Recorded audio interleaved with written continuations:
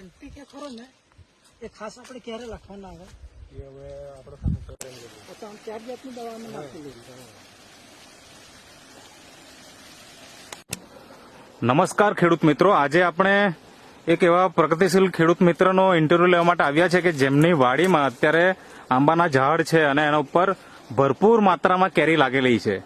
તો આ વર્ષ છે 2024નું અને અત્યારે મહિનો છે મે મહિનાનો. ભયંકર ગરમી છે અને આ વર્ષે ખાસ કરીને આ વલસાડ અને નવસારી વિસ્તારમાં કેરીનું ઉત્પાદન બહુ જ ઓછું છે. મતલબ અનુભવના હિસાબે જો વાત કરીએ તો કદાચ 50% જેટલું જ ઉત્પાદન હશે કે એના કરતા પણ ઓછું હશે. અને ઘણા બધા ખેડૂત મિત્રોની વાડીમાં તો આજે કેરી દેખાતી જ નથી.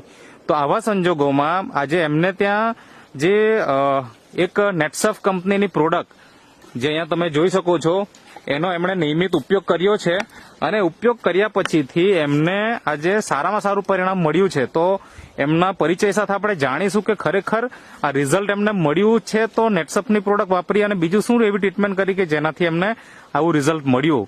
તો સૌપ્રથમ તમારો પરિચય આપજો. શું નામ છે તમારું? મારું નામ મગનભાઈ ખંડુભાઈ કેદારિયા અને કાકડવેરી ગામ, હા. આદરીફળિયું, હા, અને જિલ્લો કયો? તાલુકો? તાલુકો ખેરગામ. તાલુકો ખેરગામ હા. અને જિલ્લો જિલ્લો નવસારી. હા. તો આમ અત્યારે આપણે જે આ તમારી આંબાવાડીમાં છીએ ઉભા, હા. તો આ ઝાડ કેટલા વર્ષ જૂના છે સૌપ્રથમ એ જણાવો મને. આ ઝાડા કેસરના મોટા 90% કેસરના છે. હા, એ 10 થી 15 વર્ષના ઝાડ છે. 10 થી 15 વર્ષ જૂના ઝાડ છે. અને આમ ટોટલ કેટલા ઝાડો હશે અહીંયા તમારે ત્યાં આ વાડીમાં? આમ નાના અંદાજે? ઝાડ નાના ઝાડ પેલા ગણે તો 200 જેટલા ખરા. 200 જેટલા ઝાડ છે, નાના મોટા બધા મળીને. ફળ આવે એવા તો પછી આ 200 જેટલા જ છે. 200 જેટલા ફળ આવે એટલા એવા છે અને 50 જેટલા નાના છે. હા, પેલા નાના છે. અચ્છા. 2 વર્ષની કલમ છે તે તો. હા, હવે મને એ જણાવો કે આની અંદર કેસર તો છે જ પણ બીજી કઈ જાતો છે? બીજી રાજાપુરી છે હા. અને દશેરી છે. અચ્છા, 3 જ જાત. 3 જ જાત છે. ઓકે, હવે મને એ જણાવો કે આ 10-15 વર્ષ જે થઈ ગયા તમારી વાડીના અને કેસરના ઝાડ તો 15 વર્ષ જૂના થઈ ગયા એમ તમે કીધું, તો આ વર્ષે જે ઉત્પાદન દેખાય છે આપણે દરેક ઝાડ ઉપર જોયું છે અને દરેક ઝાડ ઉપર સારામાં સારું ઉત્પાદન જોવા મળી રહ્યું છે. તો એ ઉત્પાદન દર વર્ષે આવી રીતના આવતું કે કેવું, એ થોડુંક અનુભવની વાત કરો તમે. દર વર્ષે આટલું બધું ફળ નહીં આવતું ના હતો. હા, આ વર્ષે મનોહરભાઈ ને પેલે માર્ગદર્શન હેઠળ મેં એનકેપી હા. દવા આજે અહીંયા આપણે એનપીકે છે. હા, પછી એની સાથે શેત છે, હા છે.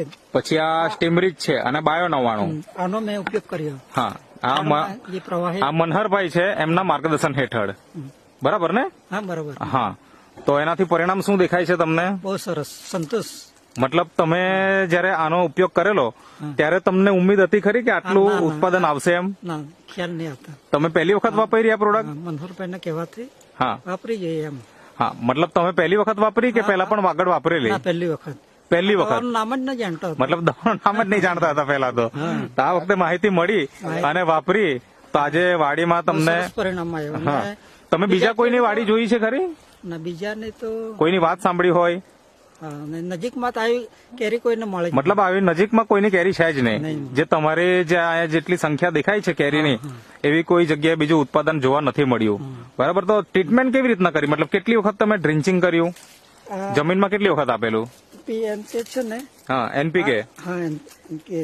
આ એનપીકે ને શેત ને 5-5 લીટર મેં પ્રવાહીમાં આપેલું થડમાં. અચ્છા, 5-5 લીટર. 5-5 લીટરનું પ્રવાહી બનાવીને તમે એક ઝાડ દીઠ તમે આપેલું. હા. એ કયા મહિનામાં આપેલું હશે અંદાજે? આ કઈ યાદ ખરું? જાન્યુઆરીમાં હશે, ડિસેમ્બર જાન્યુઆરી. અચ્છા, બરાબર, ડિસેમ્બર જાન્યુઆરીમાં તમે આપ્યું હશે.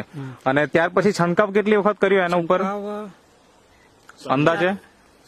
સ્ટીમરીચ 3 વાર આપી. 3 વાર. 3 વાર. હા.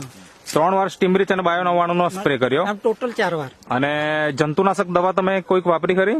આ જંતુનાશકમાં વાપરી? વાપરી. એ કેટલી વખત છંટકાવ કર્યો? આ 2 વાર જ 2 વાર. શરૂઆતમાં અને પછી છેલ્લે. ઓકે. વચ્ચે તો આ જે ખરી ને સ્ટીમરીચ હા, ના તેમ હા, આનો જ ઉપયોગ કર્યો. બરાબર છે. તો જંતુનાશક દવાનો 2 વખત ઉપયોગ કર્યો કે 3 વખત?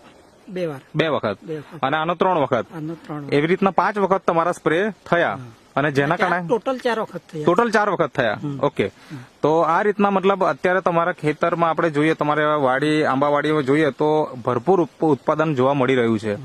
તો શરૂઆતમાં જયારે તમે વાપર્યું ત્યારે એટલો વિશ્વાસ નહોતો કે આટલી બધી કેરી આવશે. હા, એટલે અનુભવ ન હતો હા, ને. તો દર વર્ષની સરખામણીમાં આ વર્ષે કેટલું ઉત્પાદનમાં વધારો દેખાય છે તમને? આ વર્ષે છે ને મતલબ 50 60% ઉત્પાદન વધારે લાગે. 50 થી 60% જેટલું ઉત્પાદનમાં વધારો દેખાય છે. બરાબર. અત્યારે મે મહિનો છે. મારે 60-70 મણ જેવી કેરી થયેલી. અચ્છા. ગયા વર્ષે. હા, અને આ વર્ષે ઉમ્મીદ શું છે? ઉમ્મીદ તો હવે અંદાજ 200 રસોની ઉપર જશે અંદાજ છે. અંદાજ નહીં આવે ને, આપણે નવા હા. ના જ. હિસાબે છે ને 200 મણની ઉપર પડશે. હા, આ અનુભવ ખેડૂત પણ છે અને સલાહ પણ આપે છે. તો મનહરભાઈ, શું લાગે તમને આ વાડી જોઈને? વાડી જોઈને દરેક ઝાડ પર જે કેરી લાગેલી જોઈને આપણને અંદાજ આવે કે એક ઝાડ પરથી ખાલી ફક્ત 2 મણ બી પડે ને તો આપડે 200 મણની ઉપર પડશે. અચ્છા, તો મતલબ 70 હતું એની જગ્યાએ 200 મણ સુધી જઈ શકે. તો મતલબ 130 જેટલું મણનો વધારો થઈ શકે એમ થઈ શકે, બરાબર. દેખાય છે. બરાબર ને?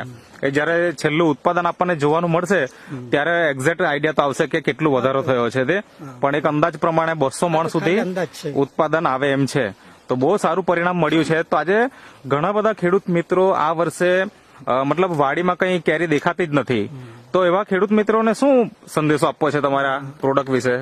બીજા ખેડૂત મિત્રોને તો મારા એ સલાહ કે આજે મેં દવાનો ઉપયોગ કર્યો આ વખતે NPK ના અને સ્ટીમરીચ એ નિયમિત એનો ઉપયોગ કરે ને જયારે સમય આવે ત્યારે એનો છંટકાવ કરે હા, તો ચોક્કસ એનું પરિણામ મળશે. મળશે જ. હા. બરાબર. એક વિશ્વાસ રાખીને વાપરવું પડે.